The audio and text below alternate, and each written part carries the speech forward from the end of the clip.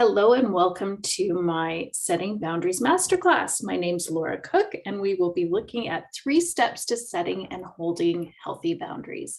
So my first question for you is to start to think about how well you do at setting boundaries. So on a scale of 1 to 5, where 1 is not at all and 5 is completely, how good are you currently? Let's think about that. And I'd also like you to think about what area of your life you most need to set boundaries in. Is it at home, work, in your community, maybe all, maybe something else? So think about where you most want to learn to put up a boundary. I'm so glad that you're here today because I too have struggled with setting boundaries. In fact, as I was preparing this course for you, I had to practice this in real time. So it was a great refresher for me as well. So let's dig in and we will look at how we're going to spend our time together. So I'm just going to do a brief introduction of myself. We'll get into the 3 steps and then I'll give you some tips on how you can keep going. So again, welcome. My name's Laura Cook. I'm a change management and leadership development consultant and a certified Dare to Lead facilitator based on the work of Brene Brown. So you can see in the picture, Brene Brown's in the middle if you know who she is. She's the author of Dare to Lead, which also has a training program that I have the privilege of offering. It has been over 300 leaders I've put through the program now. So love the work. It's all about courage. And a good piece of it is about boundaries, which is what we're going to talk about here today. So something called you to this masterclass today. Something said, yes, I need some of that. So I invite you to just be all in. If you can just turn off any other browsers, turn your phone over, or maybe put it on silence as you walk through this course. I know you're watching this and you'll be going through your worksheet on your own. And just, be all in for yourself here today. So what is a boundary? Simply put, a boundary is what's okay and not okay. So setting clear boundaries is a form of self-care. It ensures you're saying yes and no to the things that are important to you or to the appropriate things. It also sets in place clear results when that boundary isn't respected. So when we've set a boundary and someone crosses it, it's very simple for us to say, remember, I told you that. And so it just allows us to create that space that we need. Now, for those of you who are familiar with Dare to Lead program or the Dare to Lead terminology, we often explore this concept of armor. And armor are those walls we put up to self-protect when something's hit our soft spot. And it's usually a reactionary measure. So setting boundaries is not armor. I've had someone ask me before, what's the difference? So I was able to kind of go through it and think about what is the difference. So boundaries are not a wall or moat around your heart. They're a path to self-respect. They're tough to set and even tougher to hold, whereas armor goes up without even thinking about it most of the time. Boundaries are compassion-based. Armor is a response typically to feeling shame. So when we are looking at relationship, boundaries allow for the connection to continue. So it is saying, I need to put this boundary up so that I can still be your friend, daughter, sister, whatever that relationship is. Whereas armor is putting up walls so that we are not available for connection, and it's usually not a healthy response. So let's take a look and I'll offer this question up for you to think about. Which do you think you're better at? Are you better at setting boundaries? Or are you better at holding boundaries? So take a moment and think. Or maybe you need to work on both, which is totally fine. We're gonna look at both sides of this. And then let's also look at what gets in the way. So often when I ask this question to live training groups, what gets in the way of setting and holding boundaries? I hear things like, fear of disappointing somebody, or I don't want to have that uncomfortable conversation. If I put this boundary up, it's going to damage the relationship, or that's the fear that I have. And it's easier just to cave and do it than to have that tough conversation. And While that might feel true, the research has showed compellingly so that the most compassionate people are also the most boundaried. So how can this be true? And I'm just going to pose a scenario for you. Let's think about which is kinder. So has anyone had to help a senior with a technical question before?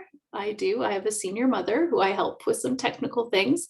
And, if you have experienced that, it takes a lot of patience and compassion. And so if I say yes to my 86-year-old mother and I really mean no, I'm going to show up snarky, impatient. She's going to feel like crap and like she's bothering me. She's going to know that I don't really have the time or energy for helping her. So how generous and kind is that? Wouldn't it be nicer or more kind to say, I can't right now, but I do have time tomorrow morning, if that will work for you? And then I can, take some time, get in the headspace and ensure that I have a patient mindset and fully show up to support her. And then she also gets to learn that she doesn't get on-demand training whenever she wants it. And so people often ask, well, what if it's an emergency? If it's an emergency, a question we can ask ourselves is, if I help this time, what request can I make for next time? So if we do decide we're going to step in on an emergency basis, and maybe we aren't showing up with our full patient's pants on, we can ask for something next time. So, okay, if it's an emergency, I'm going to help you.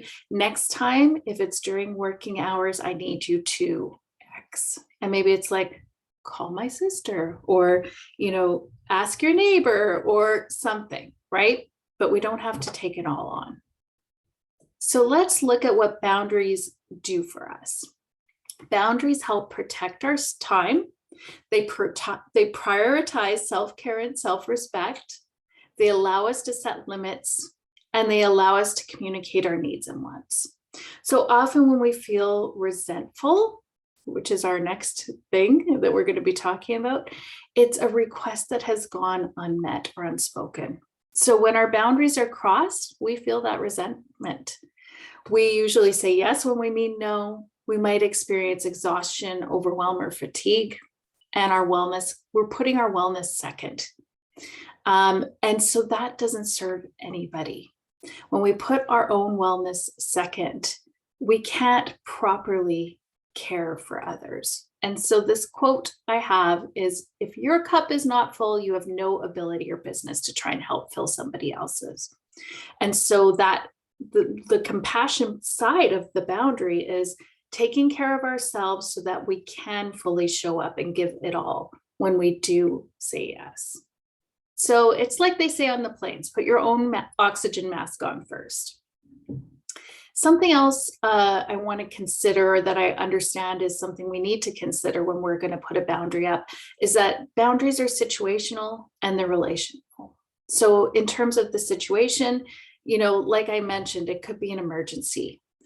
So we might decide to answer. Or does this person ask this of me often, or is it a one-off? And so maybe if it's, somebody who really doesn't often ask us for help and they have something, maybe we are gonna, jump right in. So understanding that it has to do with relationship and the situation. So in terms of the relationship, we can think about, how important is this relationship to me? How likely are they to return the favor? Do I want to maintain it despite always being the giver, or do I feel like there's an equal give and take here? So understanding the relationship is important as well when we're deciding how we're going to react. All right, so let's start putting these steps into practice. And I'm going to give you a little bit of a scenario here. So I was working with a coaching client who was having trouble balancing the demands of work, her social obligations, and her family. So she would work late on Fridays, stay up late to prepare for the weekend, drive an hour away to spend some time with her boyfriend, drive back the next day to try and spend some time with her son, and then was going to also try and fit in a getaway with her girlfriends. I mean, how exhausting is that to even think about? So she was overwhelmed, confused, and feeling spread too thin. She didn't want to let anyone down, and yet she felt completely exhausted at the thought of trying to do it all.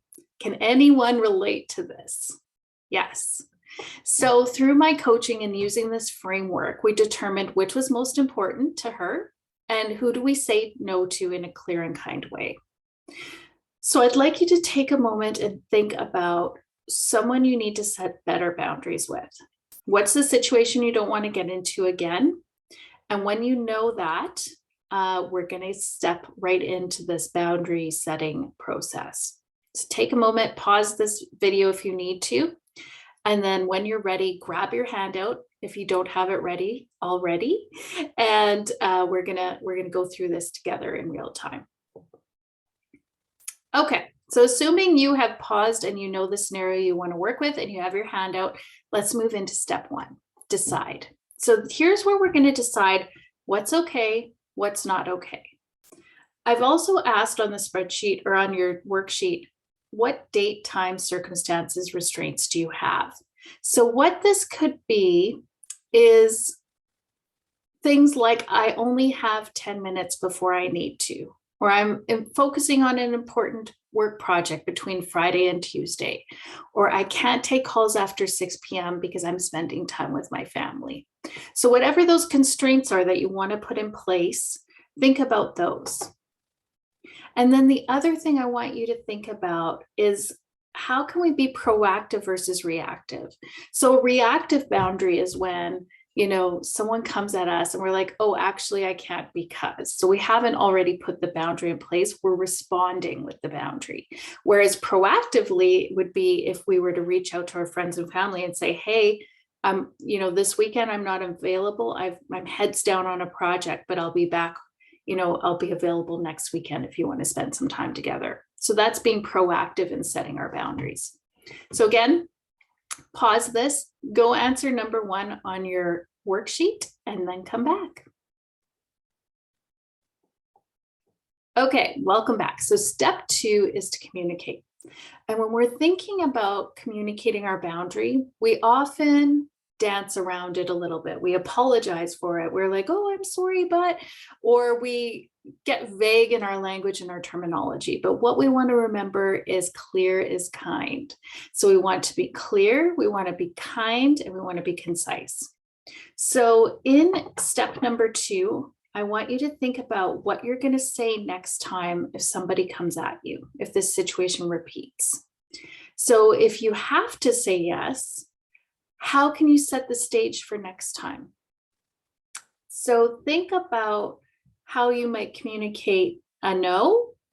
And if you have to say yes, how might you say no next time? Or what request might you make for next time?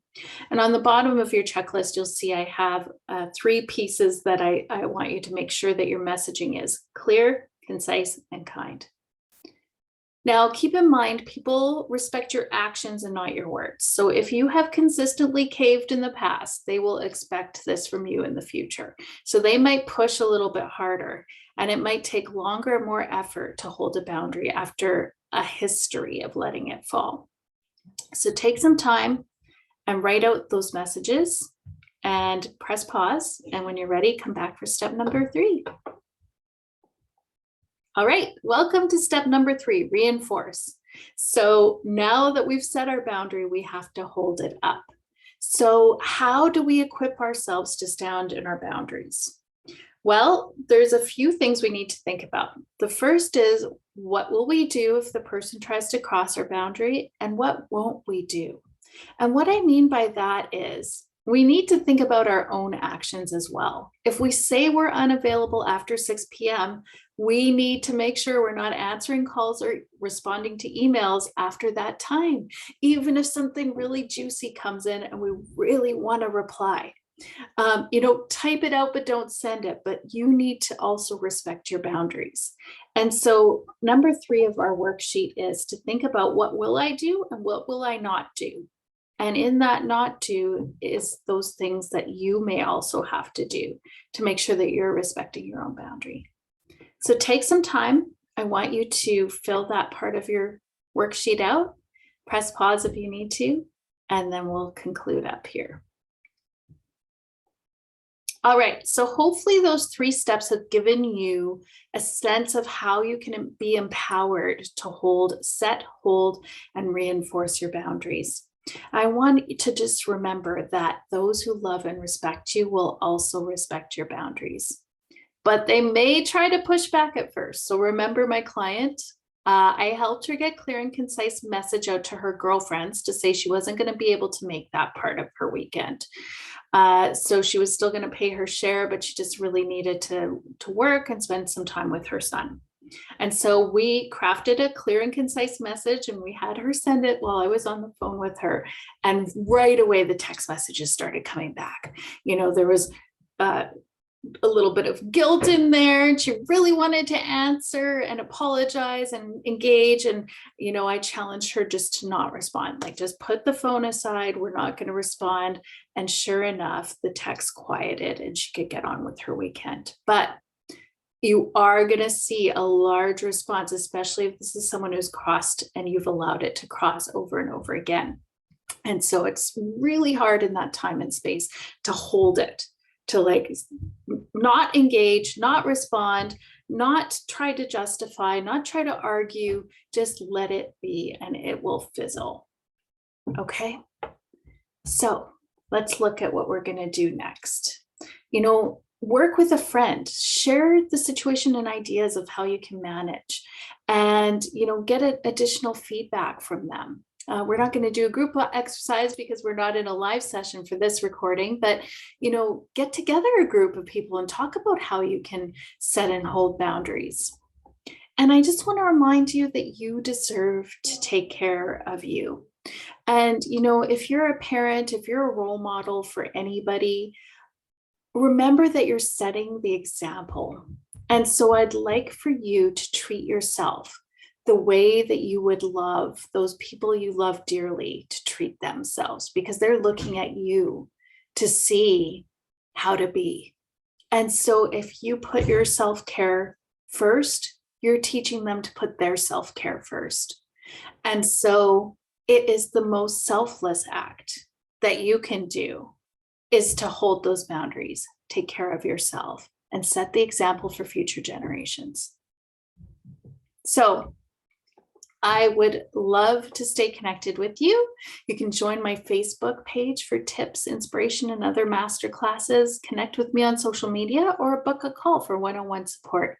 There will be some emails coming your way after this masterclass with links on how you can do that. I'd love your feedback on how it went for you. I want to hear how your boundary went. And you know what? Be kind and compassionate with yourself too. Some days we're going to get it right. Other days, we're just going to cave, and that's fine. This is about what's right for you in each moment. And just a reminder that you probably needed that boundaries are selfless, and we're setting an example. So thanks for joining me. Have a wonderful day, and email me and let me know how it went for you. I'd love to hear it. Take care.